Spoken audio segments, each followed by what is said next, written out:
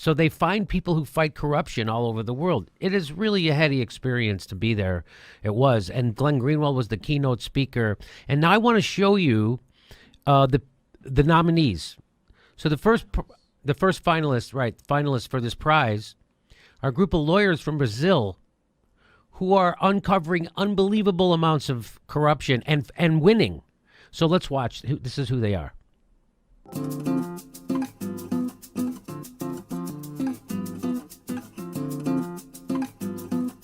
So they're called the Car Wash Task Force. And the reason why is because their investigation started with a money laundering operation that started in a car wash, but then it just expanded to almost the whole government. So there you go. Lava Jato, it's okay for no corruption. Lava Jato has become a work of art itself, with broad support of the public. Lava Jato bumper stickers are everywhere. Judge Moro has become a folk hero, and Delton has a best-selling book on the operation.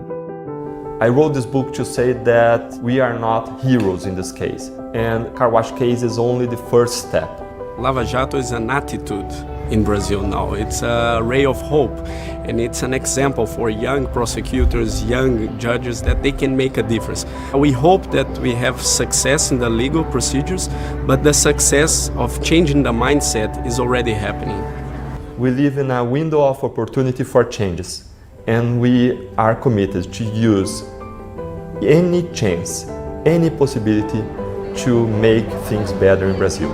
And doing so is a matter that is up to everybody.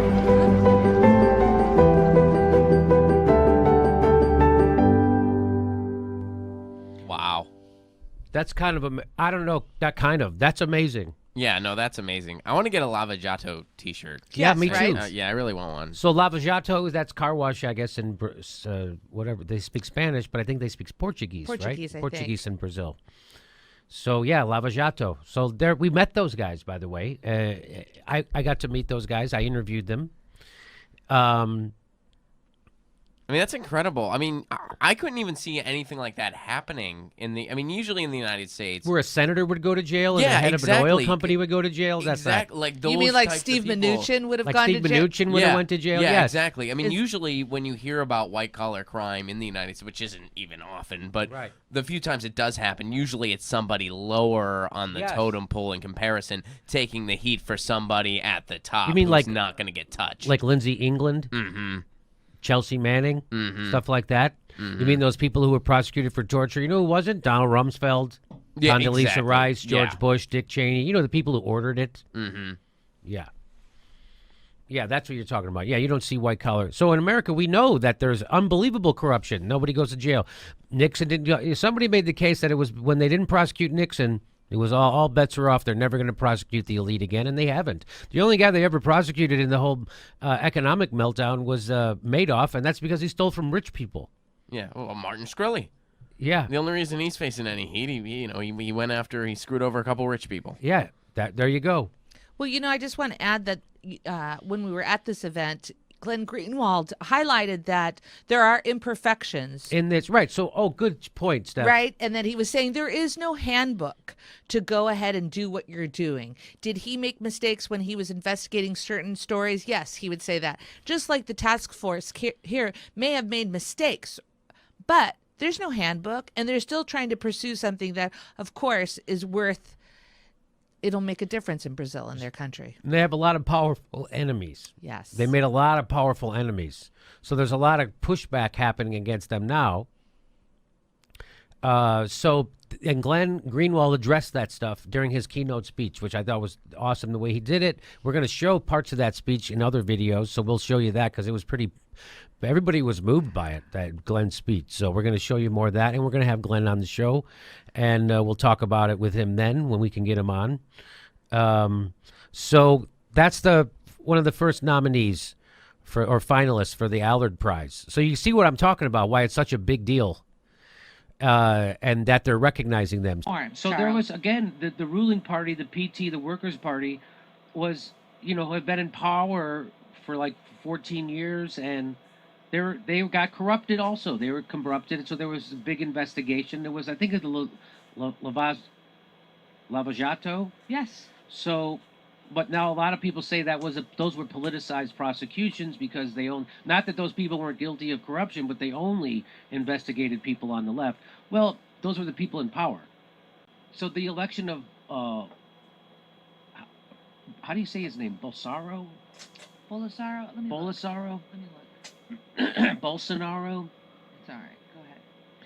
Go ahead. In Brazil, is more frightening than you think. People are equating him to Trump. He's much worse than Trump. He's talking about eliminating the left in his country. He comes from the military. He was a captain when the military ran the country. They've only been a democracy since the mid 80s.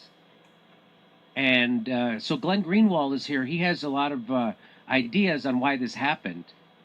And but first of all, wait, before I get to that, let me go to the voter guide. Because this is really, what he has to say here is really, it's super interesting. And I've been reading a lot about what's been going on in Brazil. And, it seems again like the leftist party didn't deliver. They're full of corruption. And the people in the country felt the establishment was unbelievably out of touch.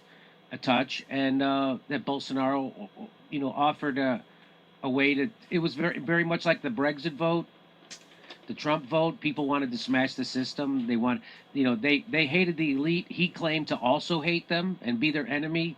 So they were crossing their fingers and, oh my God, I hope this works out, and voting for him. That was one faction of people in Brazil.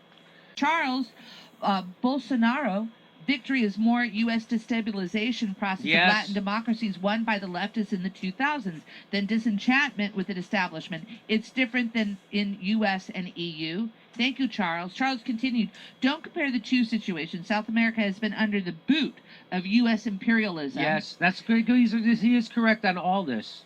And the United States, official policy, I don't know if it's official, but they let it slip sometimes in public that they're against democracies in South America. That's for sure. Go ahead. And he continued by saying that Brazil is a very complicated situation Yes. right now, and we will continue to investigate it and get better informed. So Charles. there was, again, the ruling party, the PT, the Workers' Party, was, had been in power for like 14 years, and they got corrupted also. They were corrupted, so there was a big investigation. There was, I think, the Lava Jato. Yes. So, but now a lot of people say those were politicized prosecutions because they own, not that those people weren't guilty of corruption, but they only investigated people on the left. Well, those were the people in power. OS says your report on Lava Jato, your report on Lava Jato is a spot on your record. You need to correct because who you praise jailed the best president Brazil has had in modern times.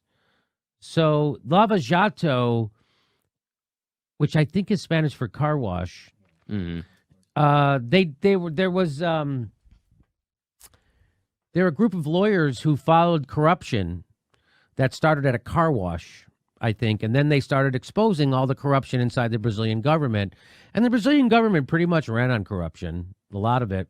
And they had a lot of lefty leaders. So Lava Jato ended up taking up, I think, the criticism of them. And actually, Glenn Greenwald spoke of the criticism of Lava Jato, but he also, applauded them for the work they did. And that he does have criticisms of them, but that ultimately they did expose corruption.